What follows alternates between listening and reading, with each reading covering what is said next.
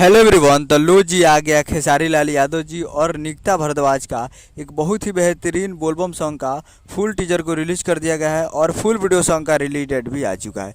और इस गाने को लिखे हैं अभिषेक भोजपुरिया जी और इसमें म्यूजिक दिए हैं आर्या शर्मा जी और इस गाने को गाए हैं खेसारी लाल यादव जी, जो कि आपको स्क्रीन कवर दिखाई दे रहा है, जिस सॉन्ग का टाइटल रखा गया सोना गली देवघर। और ये फुल टीजर रिलीज हो चुका है और वीडियो में है खेसारी लाल यादव जी और निकिता भारद्वाज जी, फिट में है निकिता भारद्वाज जी। तो फुल टीजर आ चुका है, तो आप लोग जाइए और जाकर फुल टीजर को देखिए और प्यार दीजिए। काफ़ी बेहतरीन टीजर है और फुल वीडियो सॉन्ग कल सुबह में रिलीज़ किया जाएगा 3 अगस्त को सुबह 5 बज के 45 मिनट पे फुल वीडियो सॉन्ग को रिलीज़ किया जाएगा।